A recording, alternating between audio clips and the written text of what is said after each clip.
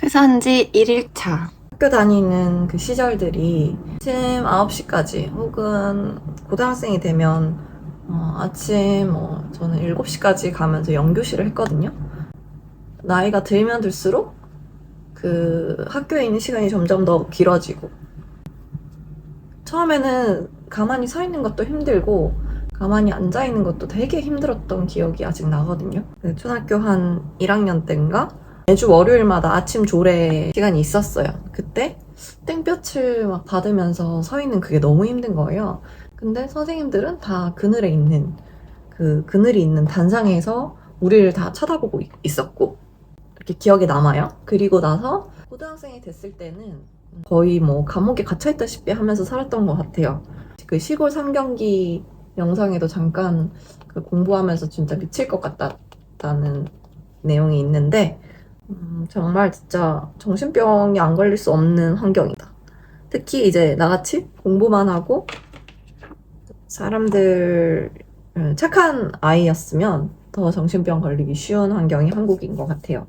한국뿐만 아니라 이런 초등학교, 고등학교, 대학교 어때요? 음질이 더 좋은가? 근데 이제 직장인이 되면서 직장인을 만들기 위한 교육이었구나 라는 생각을 했어요. 그러고 나서 제가 유튜브 영상을 봤던 거에 미국에 있는 록펠러 재단인가? 거기서 처음 학교라는 걸 만들었나? 학교라는 것이 결국엔 노동자를 만들기 위한 교육이다, 이런 거를 제가 본 기억이 나거든요. 너무 공감이 가요.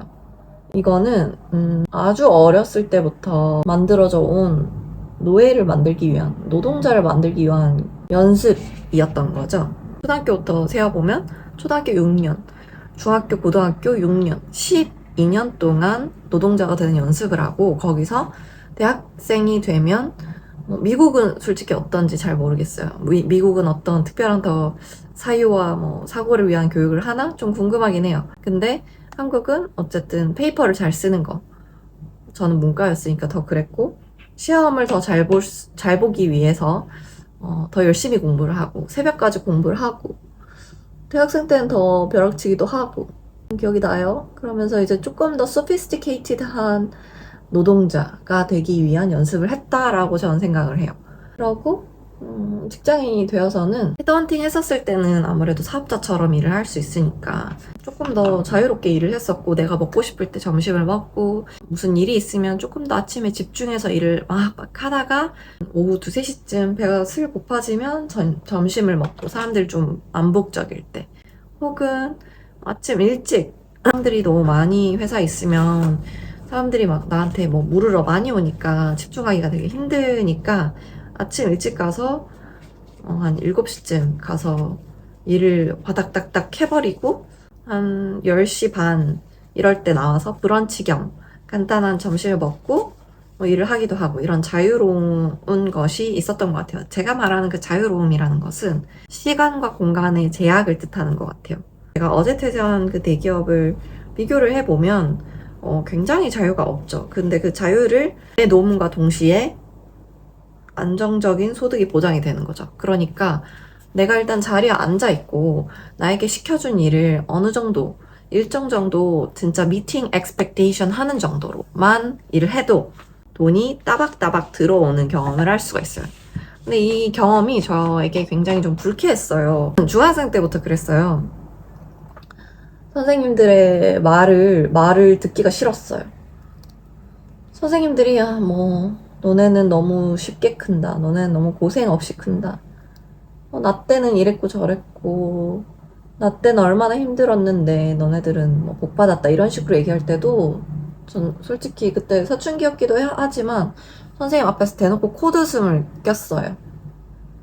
되게 엄한 영어 선생님이 계셨었는데, 그 선생님이 내가 탁 코드숨을 치는 순간 저를 딱 쳐다보더라고요. 전현 뭐지? 이런 표정으로.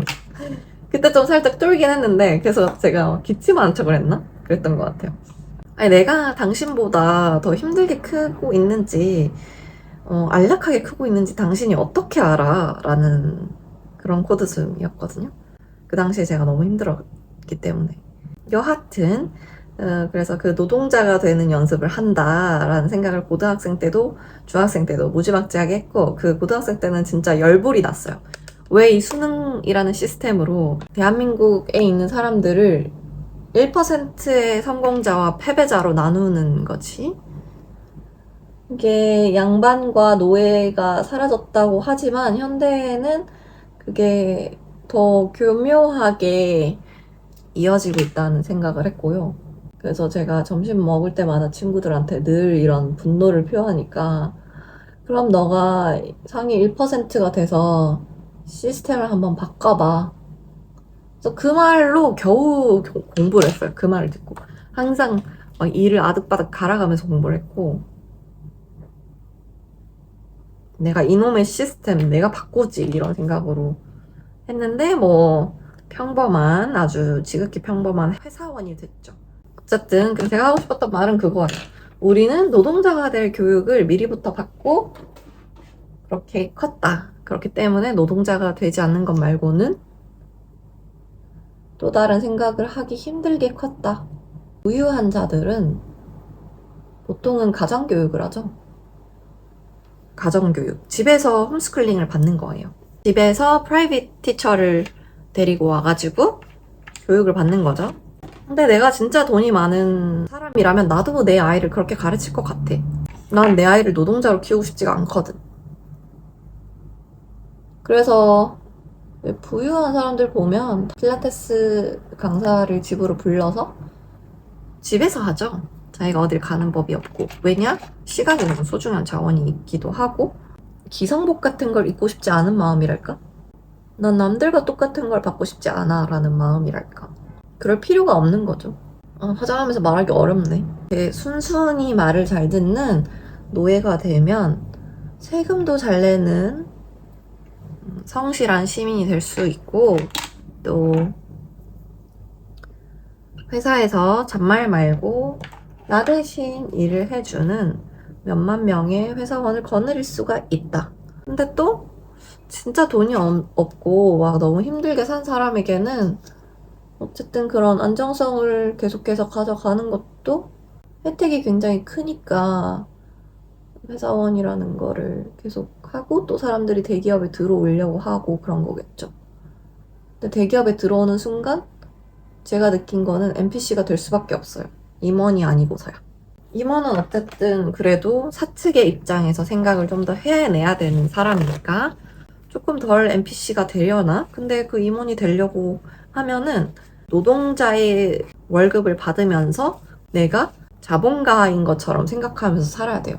저는 그게 좀 억울했나 봐요. 어차피 자본가처럼 생각하면서 임원이 될 바에야 내가 자본가처럼 생각하는 이 순간에도 자본가처럼 돈을 벌고 싶어. 나만의 회사를 만들고 나만의 프로덕트를 만들고 싶더라고요.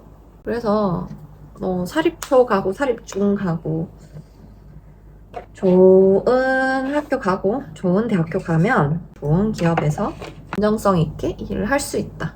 그리고 그런 순종적이고 말 잘 듣는 좋은 노비가 결국에는 생산성을 엄청 올려준다. 노비라는 말이 되게 기분 나쁘게 들으실 수도 있을 것 같아가지고 제가 뭔가 특권의식이나 우월한 생각을 가지고 이런 이야기를 하는 것은 아니고 왜냐하면 저도 노비로 쭉 살았으니까 어제까지. 요거는 제 점을 가리는 건데요. 점을 가린다기보다는 저한테 이 하얀 백반증이라는 게 있어요. 저한테 백반증이라는 게 있대요. 근데 어렸을 때부터 목욕탕 가면 엄마를 잡아두고 사람들이 늘 얘기했어요. 얘 빨리 병원에 데리고 가서 백반증 치료받아야 된다고. 안 그러면 다 퍼진다고. 근데 전 태어날 때부터 이 백반증이 있었거든요. 그리고 이 크기에서 더 이상 커지진 않아요. 근데 피부과 갈 때마다 피부과 의사 선생님들이 다양한 요인으로 퍼질 수도 있고 퍼질 수도 있다. 지켜봐라. 이렇게 하시는데 지금까지는 커진 적은 없고요. 어렸을 때 치료를 받았으면 조금 덜 컸을까? 어렸을 때는 이것보다 얼굴이 더 작았을 테니까. 근데 저는 만족스럽게 다니고 있습니다. 무슨 얘기하다가? 그래. 노비. 노비라고 해서 그게 제가 비하하는 말은 전혀 아니죠. 왜냐하면 대부분은 그런 대감집 노비가 되지 못해서 삶이 파괴되는 사람도 있고 그런 안정적인 월급 자체를 그것이 주는 그 인생의 안정성 그거를 너무나 바라는 사람들도 있고, 자영업자들은 또 자영업자 나름대로의 고통이 있겠죠. 쉼이 없으니까 남들 다 쉴 때 쉬지 못하는 그런 고통. 그래서 그냥 직장인이 제일 좋아. 책임도 없고 자유롭고, 심지어 내가 놀아도 돈을 줘. 잘리지만 않으면. 심지어 잘려도 우리나라 노동법 특성상 노동법이 아주 강해서 자르지도 못하죠. 이번에 퇴사할 때 잘라달라고 했어요. 실업급여 받고 싶다. 그것도 힘들죠. 소기업이나 중소기업에서는 그렇게 퇴사해도 실업급여 주는 걸로 알고 있어요. 실업급여 주면 얼마야? 한 달에 뭐 한 100만 원 넘죠? 100만 원 넘게 6개월인가 7개월인가 이번 좀 더 연장됐나? 그렇게 1년을 또 받을 수 있으니까 저는 그거 받으면서 그냥 내가 하고 싶은 대로 살 것 같아. 내가 젊은 사람이라면. 그러니까 쉬는 청년들이 그렇게 많아졌다고 하죠. 그 청년들은 이미 알고 있는 것이지 않을까? 자신의 자유를 반납하고서 안정적인 삶이 그들에게는 별로 필요하지가 않다라는 거죠. 인생이 어떻게 될지 모르지만 저는 어느 정도 공감이 가는 부분이라. 오늘은 이 영상 자체를 아이폰 13 프로로 찍고 있거든요. 13 프로. 저는 물건을 오래 쓰는 사람이고 물건 오래 쓰는 거 되게 좋아해요. 제가 정이 되게 많아가지고 물건 오래 쓰면 물건을 못 버려요. 그게 이제 아무래도 나랑 많은 시간을 붙어있는 휴대폰이 제일 정이 많이 가고, 저랑 붙어있는 순서대로 제가 잘 못 버려요. 그렇다고 제가 집에 쌓아두고 사는 스타일이냐? 그건 절대 아니고, 전 물건이 별로 없어요. 옷가지도 별로 없고 신발도 별로 없고, 그런데도 계속 버리고 싶어. 저는 버리는 게 너무 좋아요. 그러니까 그 비워지는 것에서 되게 희열을 느껴요. 공간이 비워지는 것에서. 내가 미니멀리스트인가? 그런 생각도 해봤는데 미니멀리스트는 아닌 것 같아요. 왜냐하면 되게 다양한 스타일의 옷도 있고 신발도 있고 다양한 스타일을 추구해서 어떤 때는 되게 힙하게 입고 어떤 때는 되게 페미닌하게 입고 어떤 때는 되게 자켓이나 슬랙스 바지나 좀 선이 있게 직선적인 선이 강조되는 옷을 입고 싶어 하기도 하고, 매일마다 기분 따라 입고 싶은 옷은 늘 다르니까. 하지만 이제 그런 스타일대로 몇 개의 착장들만 구비를 해놓고 버리려고 하고 있어요. 그리고 이왕 뭔가를 하나 들이면 좀 퀄리티가 좋은 것으로 들여올 수 있게끔 하고 싶어요. 그렇게 하려고 노력하는데 잘 안 되기도 하고, 그 퀄리티가 좋은 옷들이 내추럴한 자연의 원단으로 만든 옷들이 관리하기가 되게 힘들어요. 그래서 잘 망가지기도 하고. 근데 저는 ADHD니까 망가져버리기가 쉽더라고요. 신발도 옷도. 그래서 여러 번 세탁을 하고 되게 난폭하게 써도 살아남는 옷은 하필이면 플라스틱으로 만든 옷밖에 없어. 그래서 저 이 옷도 되게 잘 입고 좋아하고 자주 입거든요. 근데 이 옷도 당연히 플라스틱으로 만든 옷이겠죠? 심지어 이 옷은 알리에서 산 10,000원이 안 되는 옷이었던 것 같아요. 제가 되게 자주 입는 옷들은 보면 그렇게 값이 나가지가 않아, 슬프게도. 그러니까 값이 좀 나가는 옷은 어딘가 모르게 불편해. 왜 그럴까? 착용감이 좀 불편해요. 겨드랑이가 좀 낀다든지, 입고 벗을 때 지퍼가 등 뒤에 달려 있어가지고 그 지퍼가 뻑뻑하다든지, 그래서 잘 안 입게 되나 봐요. 그러니까 누군가의 도움이 필요한 옷들이 많은 것 같아요.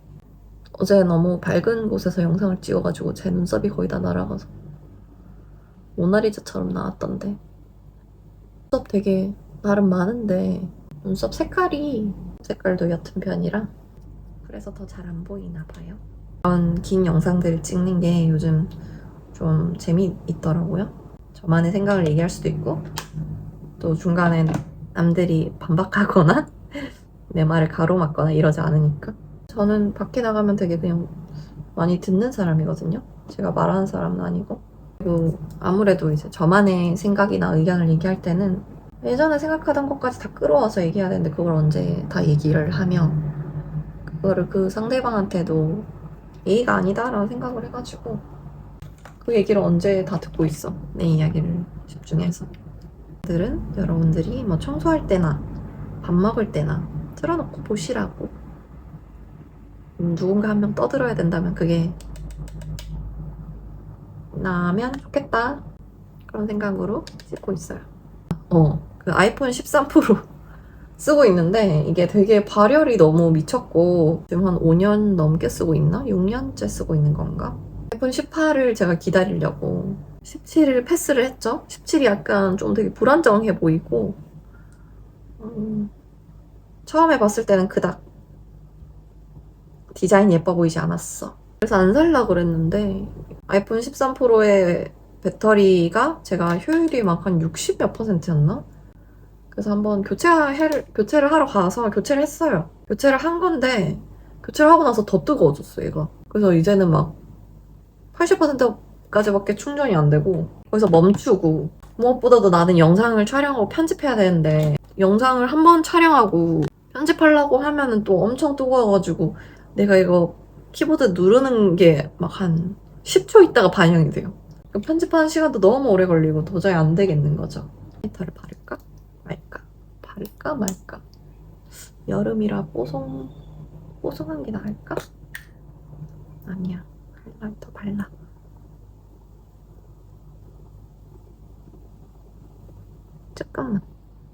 조금만 발라.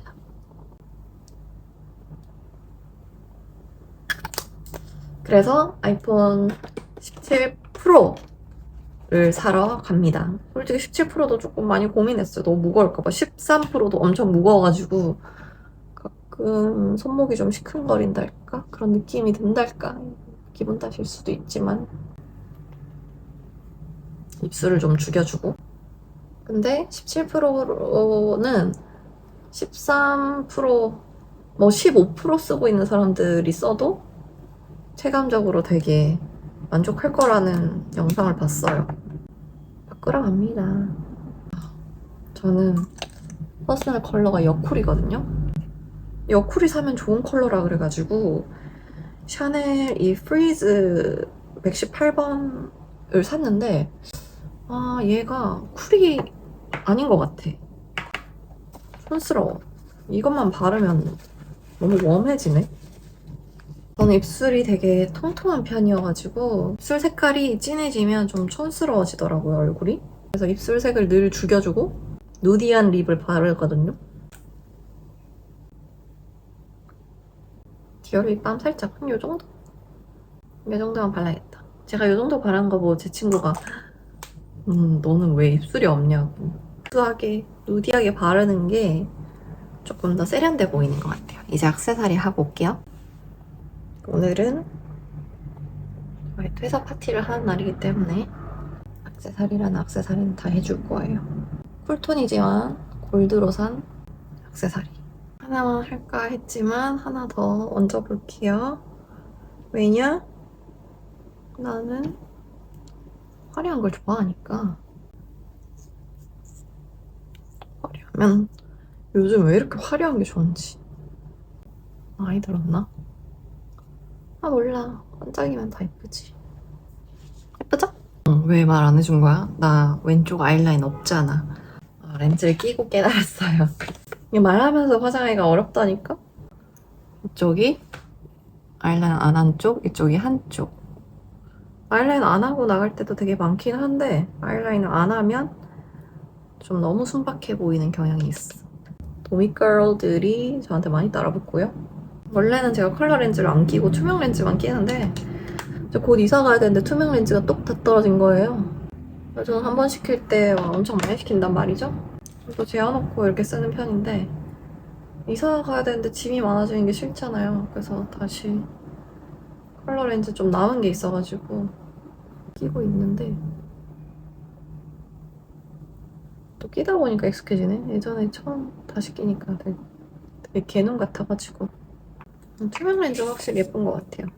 예전에는 투명 렌즈 아니고 컬러 렌즈만 끼면 너무 부끄럽고 그랬는데 역시 자연스러운 게 제일 예뻐. 저는 파우더를 해도 광이 돌아요. 기성 피부여서 그런 거. 기성 피부의 난제일까? 여름이라 그런 걸까? 그래서 나가보겠습니다. 한번 더. 머리 묶을까 풀까? 묶을까 풀까? 묶어? 풀어? 누가 풀어? 쿵게나 못 쿵게.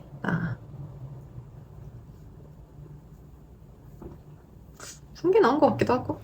풀어야겠다.